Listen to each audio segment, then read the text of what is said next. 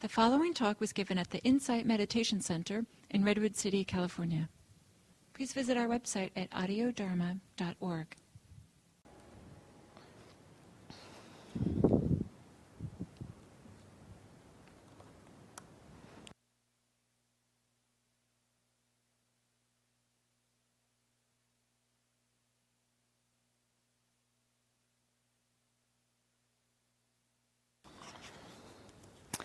So the topic I thought of speaking about today is exploring what it means to open to the human experience of anxiety, worry, and fear. I have definitely been feeling anxiety in my own experience through this political season. I think there's a lot of it going around right now. So I thought what I'd like to do is explore with you kind of a distinction, that what we're practicing here is mindfulness, right? We're practicing mindfulness, and we can be aware, we can be mindful of anything, and yet there's a difference. It's a certain kind of mindfulness we're interested in here. It's a kind of mindfulness that's interested in what does it mean to be a human being that's feeling anxious or worried or fearful, rather than being anxious or worried or fearful. So there's a way in which, if you go to people on the street and just say, "Hey, are you feeling anxious right now?" Some of them might say, "Yeah." Do you know you're feeling anxious? Yeah, I know I'm feeling anxious. And yet what's happening in their minds is not that they're aware of the human experience of being anxious, but they're aware of their particular anxieties. That the focus is more on why we're anxious and what to do about that anxiousness or that worry or that fear. So there's a vast difference between the awareness that we're anxious and being involved in the anxiety, so being anxious, and what I'll say, being with anxiety. Being with, kind of with curiosity. What is it like to be a human being feeling this way? So I grouped these together, anxiety, worry, and fear. There's some similarities to them, but they're also different. I was looking this morning for kind of the psychological definitions of these states, and they put them on a spectrum often. So they put worry at the bottom, and then anxiety, and then fear, and then dread and terror. Kind of in that kind of way. But I do think it's helpful to, because any of them can be strong. Like worry can be overwhelming. Or anxiety can be overwhelming, and it doesn't really feel like fear. So I think it's useful to recognize the differences or the distinctions between them and to understand something about these states of mind. And again, we're interested in understanding something about them so that we can... So why? That's a good question. Why would I want to understand the human experience of anxiety? Why? I mean, it's really uncomfortable, right? We open to the feeling of anxiety, it feels really uncomfortable. Why would I want to be with that? Well, it takes a little bit of a leap of faith, but it actually doesn't take very long to understand and through this practice to begin to understand the value, the benefit of why it's useful to bring that kind of curiosity to anxiety. It does a couple of things. First of all, there's a shift. If we're being anxious, we are caught in that state. We are really really involved in it, and we're trying to figure out what to do about it. And there's a lot of tension that's in the system. It's actually not so helpful for our systems to stay in a state of anxiety for long periods of time. It kind of wears the system down. So when we're anxious, when we're being anxious, we are kind of involved in that experience. when we explore what it means to be curious, what does it feel like to be a human being that feels anxious? We can recognize a shift that happens there. There's a little, it's like the container gets bigger. Maybe part of what happens is that we realize anxiety is not the whole world, that there's more to our experience than the anxiety, and some of that is that we can know it. We can be aware. Yes, this is what this uncomfortable experience is like. As we begin to trust, even to trust maybe it's useful to make this kind of shift, pretty quickly we can begin to experience a little bit of a relief or a release as we move from being anxious or fearful or worried to knowing or being with anxiety or fear or worry. There's a felt sense, the system relaxes a little bit. And it can even relax a lot. It can.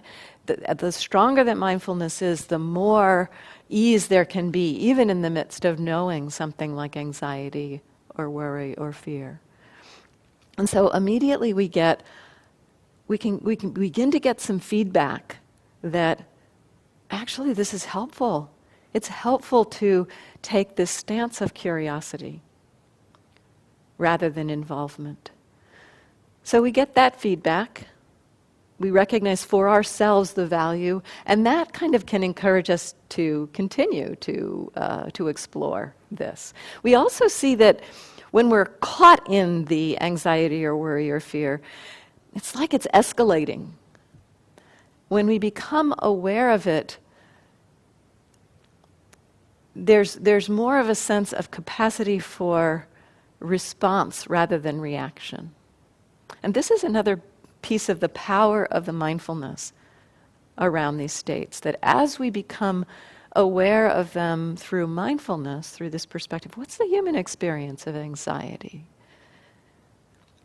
There's a more possibility for choosing to act in a way that comes from compassion or kindness or wisdom, rather than from the reactivity of the anxiety itself. So again, it gives us more space to have more of our minds involved in moving forward with decisions. I would say that when we're caught by anxiety or worry or fear, our universe collapses to that. And as we become mindful, it's like our universe gets a little bigger. We can see more possibilities. We may still know that the anxiety's there, and then maybe there's something that needs to be taken care of. But we're not driven by the anxiety itself. There's more possibility for other information to inform and help us to move forward. So partly, we may just have to trust that it's useful to be aware of the anxiety or worry or fear at first. And it's always necessary, and I'll speak about this a little later as we get a little further into how to do this, how to work with this. There's always the times when we explore what does it mean to be with the human experience of something. We might explore, anxiety, can I be with this? And then immediately, boom, no, we're caught back in the anxiety. It's like the anxiety is stronger than our capacity to be mindful. The anxiety is like a tsunami, and the mindfulness is like a little trickle. It's like, whew, we're overwhelmed, we're swamped. And so we need to learn some tools of how to skillfully navigate that kind of situation. And often it means stepping away from the anxiety, putting your attention on something else, not trying to be with the human experience of anxiety. So sometimes that is actually the skillful means.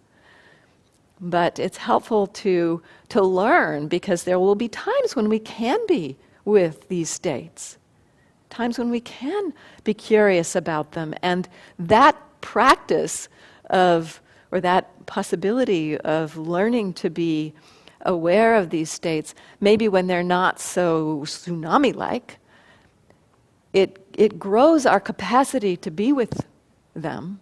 And so our capacity, the mindfulness gets stronger and can meet stronger levels of the fear and the anxiety.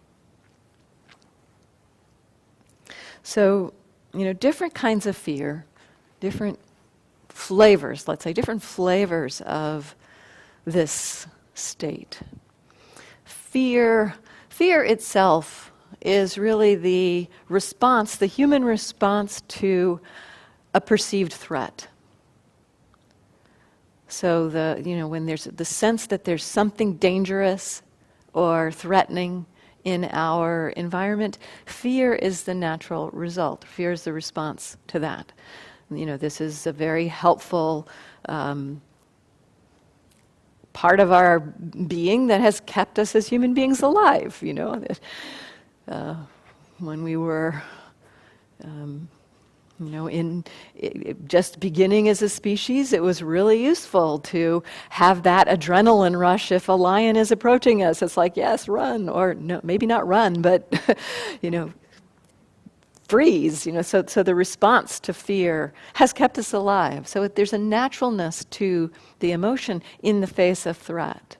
So this is, and if there's an immediate kind of primal fear, I've had this happen a few times in my life. Like one time I was at Spirit Rock and it was dusk. So it was kind of, the light was dim and, things were in shadows and things like that. And I was walking on one of the paths and I saw a crack in the sidewalk. And I just stepped toward the crack and that crack coiled up and became a rattlesnake. So it was like, boom, there was primal fear in that moment. And I was present. I think I was on retreat. I was present, and I just watched this fear arise. And then I watched what the being did. This being, in that state of primal fear, slowly backed away from the snake. This was skillful. This was useful. I didn't actually have to decide to do it. It's like, this is what arose. That's what happened. So this kind of fear, this kind of primal fear, when we're in a state of immediate threat like that, this kind of primal fear actually can bring us right into the present moment. I've heard stories of people who were in car accidents, and it's like that experience of being hit in the car. It's like, they said they just became so completely present. It was like the entirety of the experience was very clearly known. And so this kind of fear is not so much what I'm going to be exploring today. Because this kind of fear is just the human, what keeps us alive as human beings, and what, it's a function of our system. But what happens, please come in, you're welcome. What happens in our system, as I said, the fear is a response to perceived threat. And so sometimes those threats are real, like the lion or the snake, or being in a car accident. They're right there, they're present. And sometimes those perceived threats are creations of our mind. That we think there's something dangerous. And this happens, I think, more and more in as we kind of move away from the kind of life or death, as our species has moved away from the life or death everyday kind of situations we have to respond to. More and more our mind is in the place of constructing things to be afraid of, constructing fear, and then reacting out of that fear to a perceived threat, which is not an actual threat. This is happening a lot. We can see this in our, in how many black men are being killed by police officers as they are raising their hands. This happened on Friday. A black man was raising his hands, and he was shot and killed. My sense of what might have been happening for the officer is raising hands. Oh no, they may have the person may have a gun in their hand. Oh no, So the perceived, it was a perceived threat, and this we've got to begin to be curious in our society about these perceived threats, and to begin to question or to be curious about what is the source of those. So it's not just swept under the rug. So these kinds of things happen to all of us. They happen to all of us. We have experiences where we perceive a threat rather than there being an actual threat. And so mindfulness helps us here. It helps us to recognize what's actually happening as opposed to what our views and opinions and ideas are laying on top of the situation that creates the perception that there's a threat. So this is a big part of exploring fear. When we are experiencing the arising of fear, it can be useful in that moment with some mindfulness to check in. What's actually happening here, and what are the beliefs happening? What are the beliefs that are going on? So that much of our relationship to fear in our culture these days has to do not so much with what's actually going on, with something that's actually threatening, but with our perception based on erroneous, often, views, opinions, ideas, misunderstandings. So this is a very important piece of information to know about fear. Much of the time when we're experiencing fear, it's not based in an actual threat. It's based in a threat created in our minds.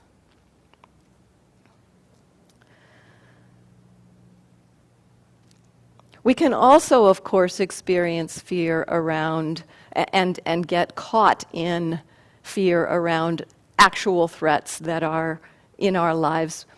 For instance, if we're diagnosed with a life-threatening disease, that's an actual threat in our life.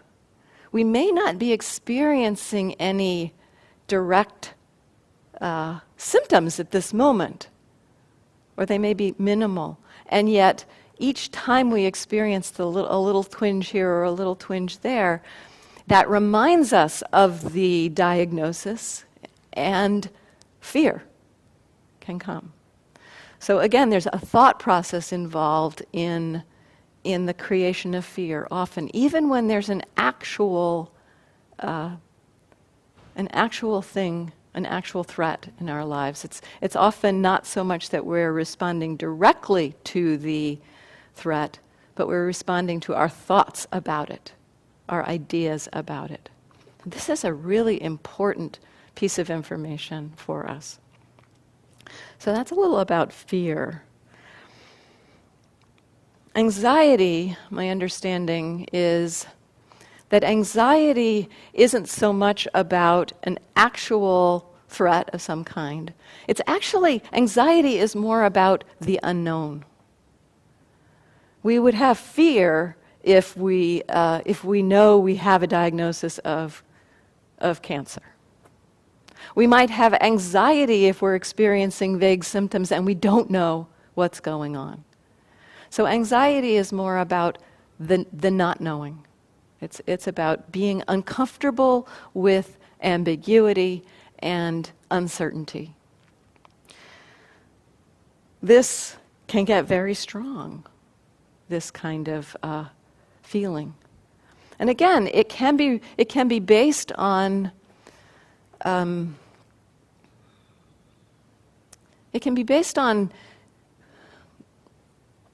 a kind of, there's a purpose for these feelings in our human experience. The anxiety can be based on the kind of recognition that something is uncertain, maybe it's useful to start understanding some of the information to fill in the gaps of that uncertainty. So that anxiety might be a kind of a pointer to something needs to be explored, or something needs to be known, something needs to be checked out.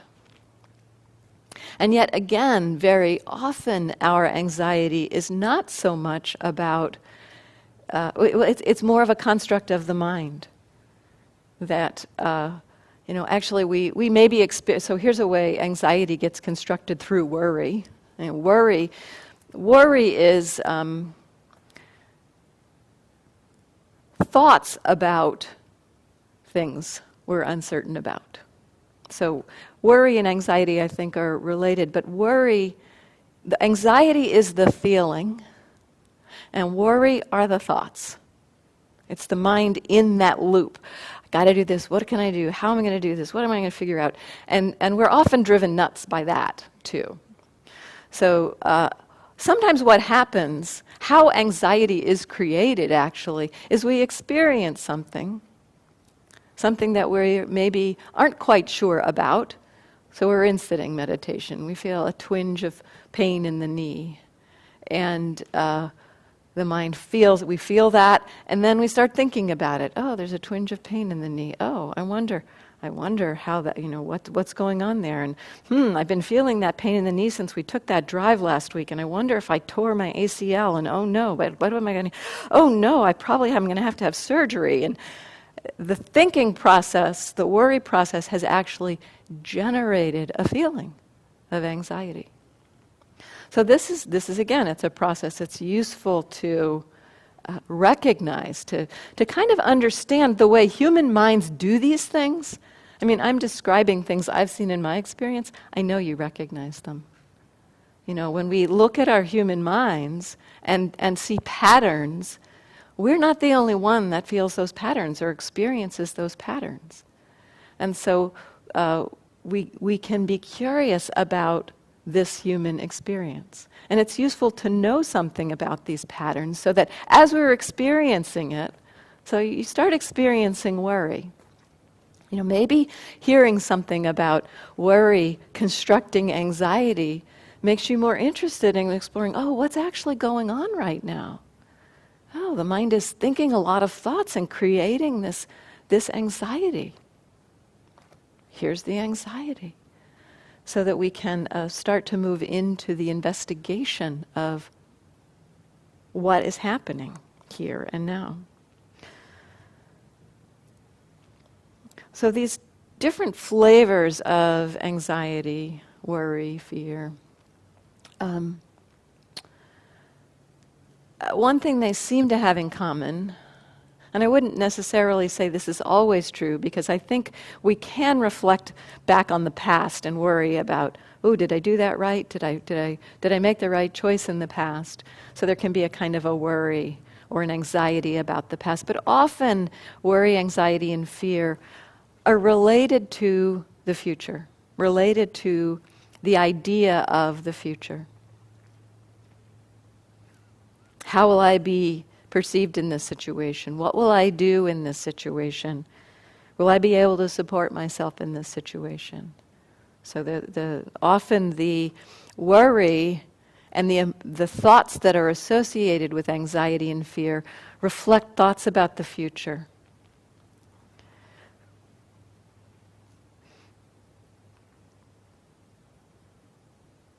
And these thoughts then contribute to the emotions. In fact, there's a very tight loop cycle between our thoughts and our emotions. If we start thinking about something we're afraid of and start pondering that, it's likely to create more fear. And then we start thinking about it more. So it's like when we're thinking thoughts about something we're worried or anxious or fearful about, it's like we have our foot on the gas pedal of that emotion. We are adding fuel. We are increasing the speed, the momentum of that emotion. And so one very skillful tool that we can use in mindfulness practice around these states is to recognize, are there a lot of thoughts going on? And can I, instead of being interested in the content of the thoughts, can I be interested instead in what does it mean to be a human being? Again, coming back to the human experience. What does it mean to be a human being feeling this experience?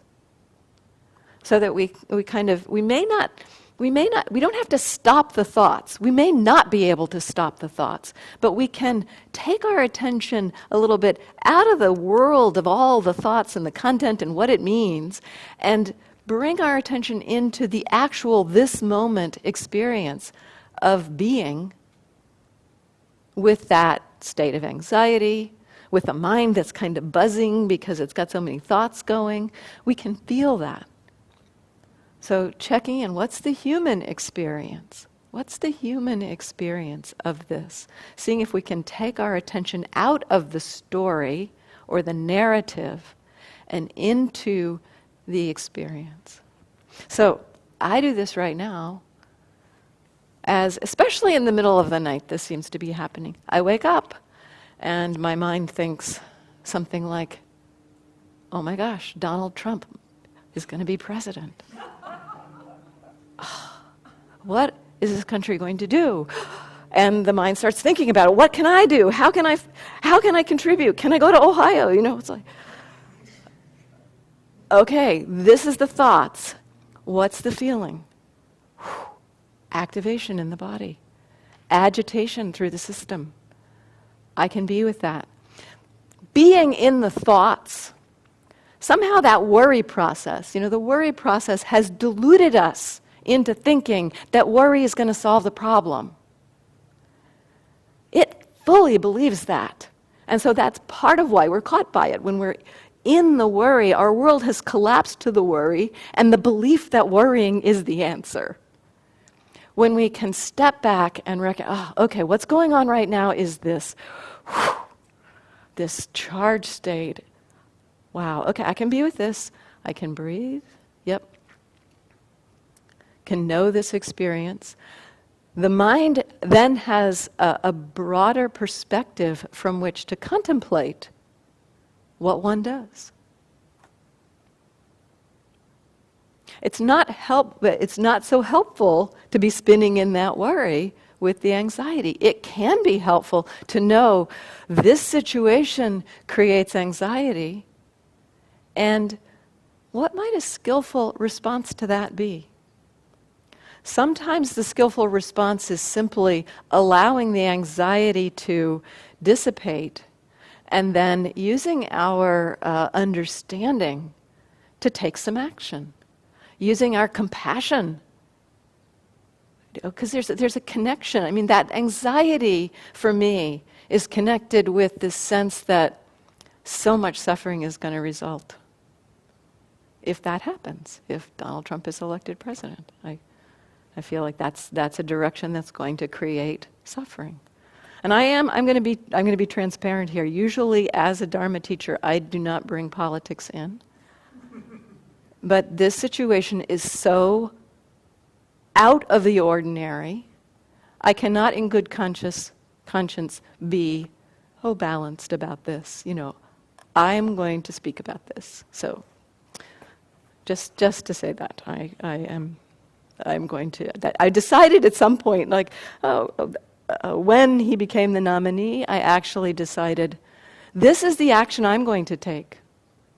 So this is an action I'm going to take. I'm going to speak about this. I'm going to speak about what I see. First of all, how to work with what's going on around it ourselves, but also what do we do? How do we navigate this? And to point to the breaking of precepts that's going on in our world. So, feeling that anxiety is kind of a signal, right? That something needs to be attended to.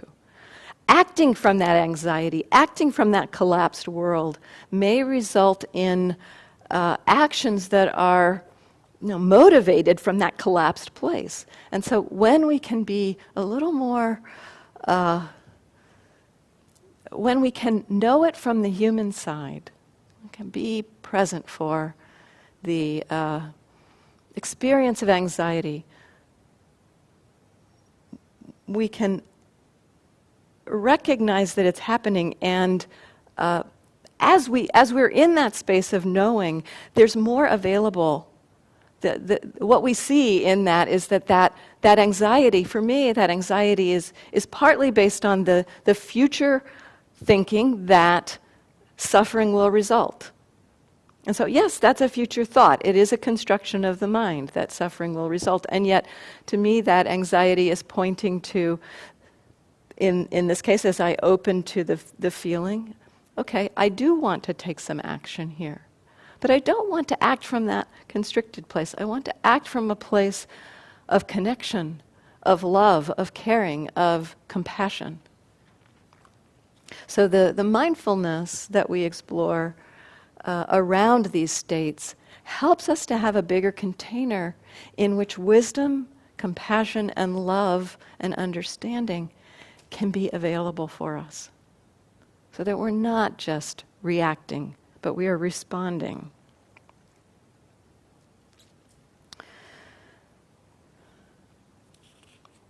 So I want to move to a kind of an exploration a little bit about how do we meet this with mindfulness? How do we meet these states of mind with mindfulness? I mentioned the kind of basic, one of the most fundamental instructions, which is seeing if you can take your attention out of thoughts associated with anxiety, worry, or fear, and turn towards the human experience. A lot of that human experience, especially with strong emotion, is going to be in the body, is going to be kind of in the torso. There's going to be constriction in the throat, agitation in the area of the heart, maybe vibrating, agitated energy throughout the belly. We can feel that. As we turn or recognize the physical manifestation of the emotion, that can help us to stay here, stay present, be with the emotion. Again, that's a human experience. It's the human experience of those emotions. It's much easier, well, it can be much easier to be with the physical sensation than it is with the kind of the explosion of ideas and opinions and views that happen in our thoughts. And so it can help to ground us and keep us more present. Gives us maybe a little bit of a distance, a little bit of more space around the state of mind. It also can be helpful if there's a particular pattern that's triggering you, or a particular state that's coming frequently. It can be useful to be curious about what is it that is leading there. I mean, another really useful tool around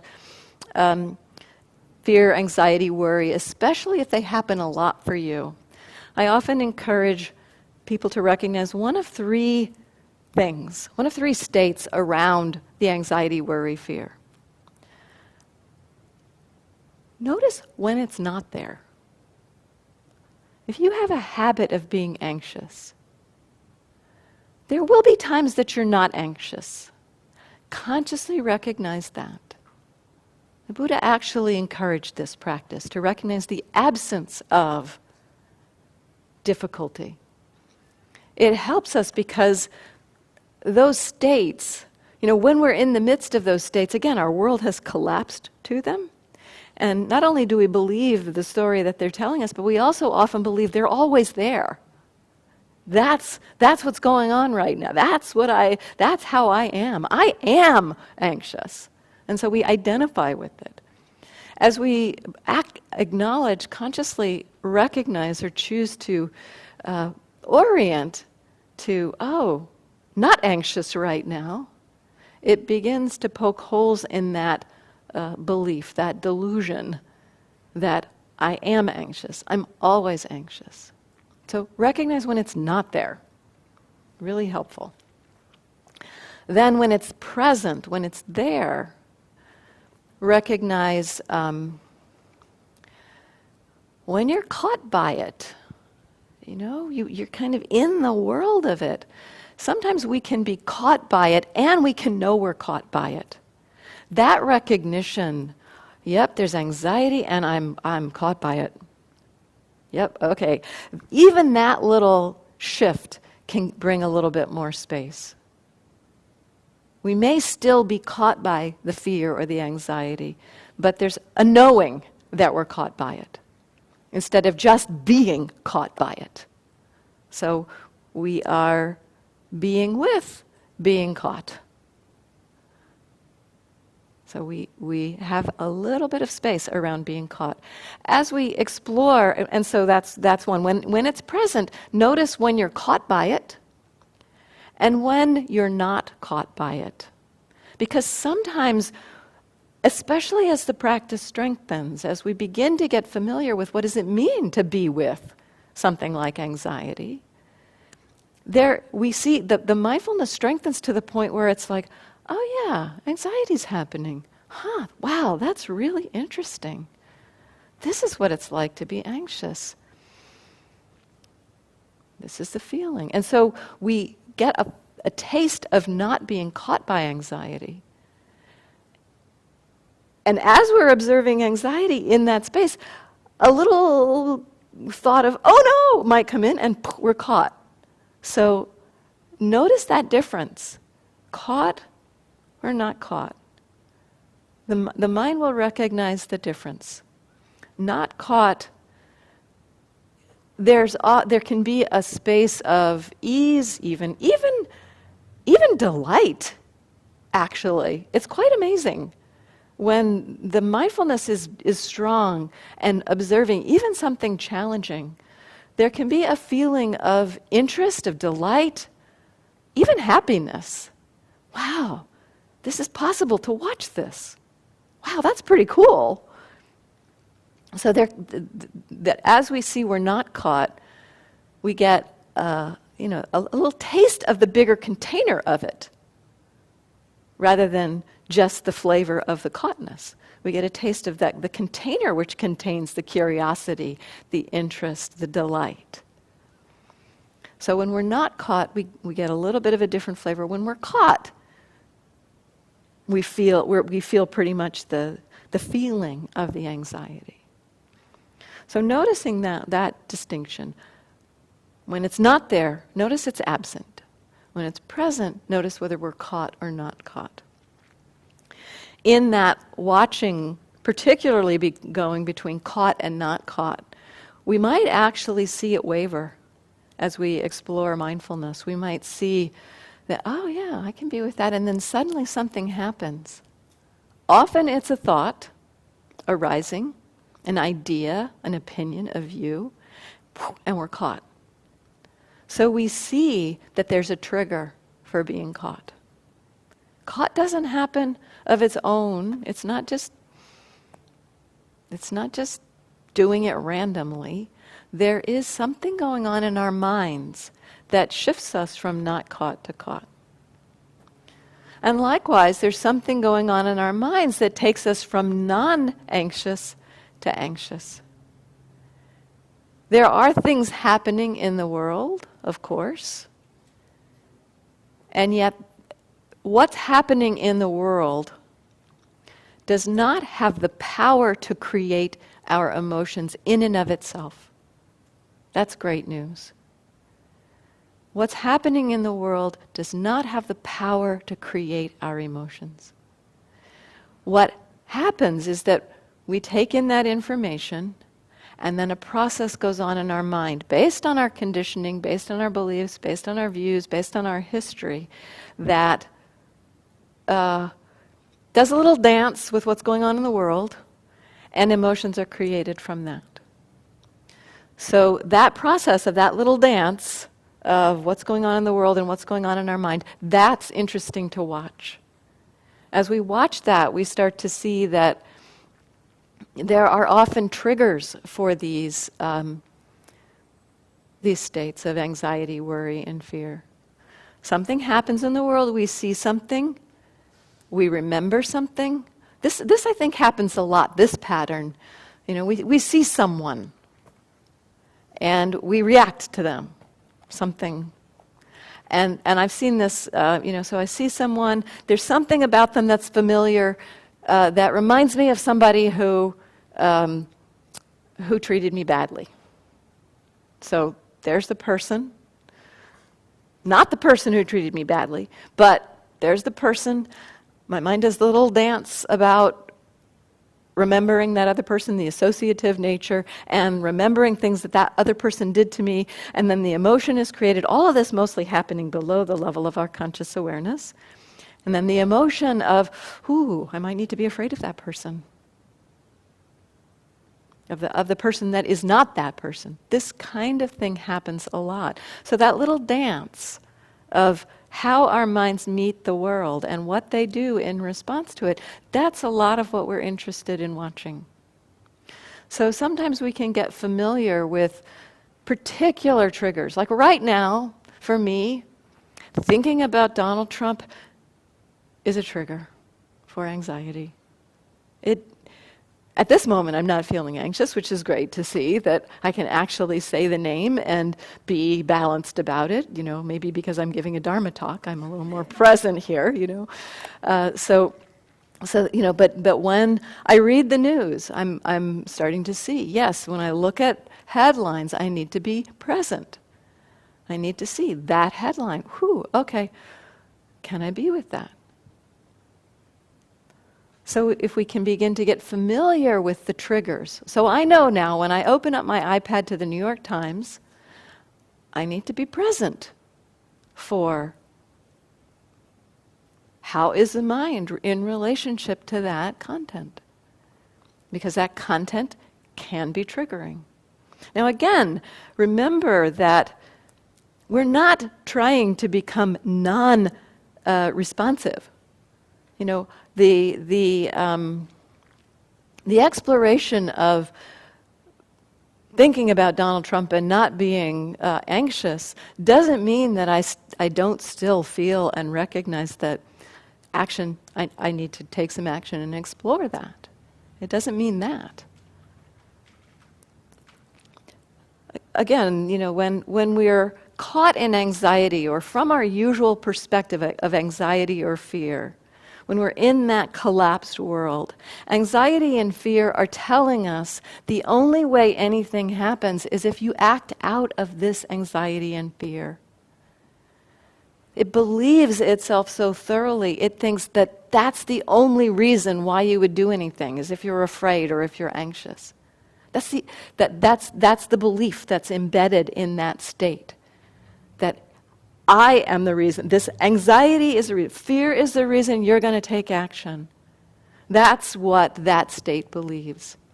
But what we discover as we open to states where we open to the possibility of not having that reactivity, open to recognizing, the thought of Donald Trump does not have to trigger anxiety. What we discover instead, perhaps, is that it triggers compassion, wisdom, connection with wanting to act, to do something. So the broader perspective doesn't take us to a place of non-action. Compassion acts. Wisdom acts. Love acts in this world. Just as anxiety has motivation to do something, to get rid of the anxiety, love and compassion are motivated to act to alleviate suffering in the world. That's the space that we open to as we can find our way to not being so triggered. And it's a process. It doesn't happen quickly. So for me, the exploration of challenging states of mind, it's a years-long process. And there's a lot of bumps in the road. Sometimes the mind is in a place where it's much more balanced and able to meet meet the world in a more balanced way. And then other things happen. It's like things pile on and we have less resources. And so we can't meet the world in such a balanced way. And so it's a really bumpy road. We need a lot of patience with this. We can't have the idea, or we can't be buying into the idea that, oh, I see what it's like to meet anxiety without reactivity. I can see what it's like to be not caught by anxiety. This means I'm never going to be caught by anxiety again. Probably not. Probably not. So we have to have a lot of patience with the very gradual nature of the work that happens, with this willingness to come into the human experience.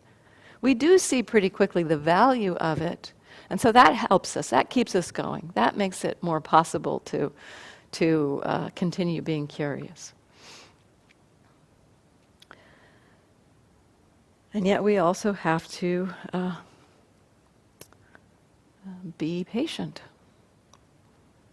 This is it's a process. I do see with difficult states and reactive emotions that are very familiar, very habitual, that there's a kind of a recognition over time of a greater capacity to work with them. And so there's more confidence that comes. Yes, I can work with this. There's more of a sense of trust and capacity that we have as we practice with it. So the last piece I'll say, and I don't have a lot of time for questions, but the last piece I'll say is just reminding you that there are definitely times that that the states of anxiety, worry, and fear are overwhelming, and that our mindfulness doesn't have the capacity to meet them. At that point, the compassionate thing to do is to use some strategies to let go, to see if you can step away from being magnetized to that anxiety, that worry or fear. Strategies like, taking a walk in nature, or putting something different into your mind. Like sometimes I can, if I'm caught in a Donald Trump loop, I can say, okay, let me think about the Dharma talk I have to give this afternoon instead. So actually swapping thoughts. So there's some strategies that we can use. If there's a lot of overwhelm, I encourage you to find some go-to strategy. So you don't have to think. When you're overwhelmed, it's like you need something that's like, overwhelm, go here. So that you don't have to think, what are the things I could do? I'm overwhelmed. It's like, pick something. Find a go-to tool. Maybe it's taking a few deep breaths, or maybe it's putting your attention on your butt in a chair, or putting your attention on your feet on the ground. Something neutral, usually, I find, rather than trying to switch to something pleasant. Because the mind being caught in that negativity, if you try to put something pleasant on top, sometimes that state is like, oh no, you're not going to cover me up, and it kind of resurges. So I find neutralities, coming to something neutral as a go-to strategy, really, really helpful. So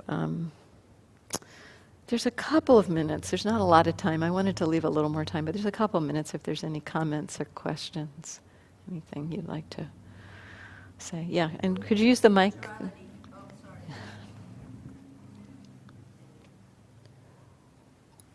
So what do you mean by neutrality? What do I mean by neutrality? So I mean something that doesn't have a spin to it, or tends to not take you into a spin. So a neutral physical experience might be the sensations of your feet on the ground, or the contact of your hands, something like that. For me, if I was walking, the contact of the foot on the ground, that was a pretty neutral experience.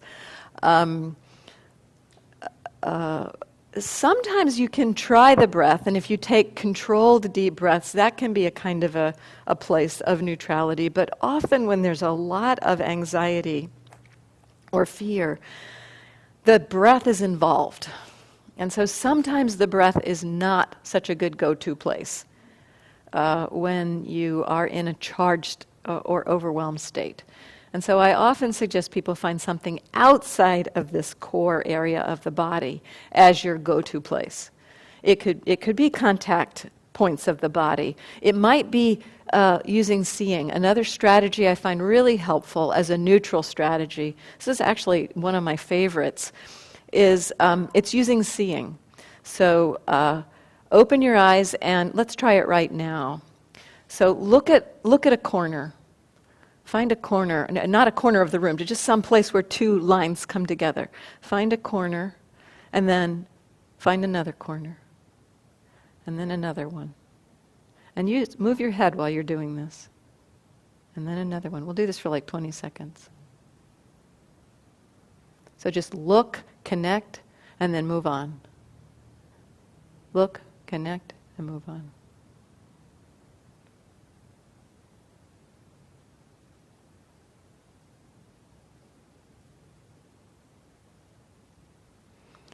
So that is an activity that takes you out of the world of thought, connects you to something for a brief moment, but not long enough that you can like forget and move into thought.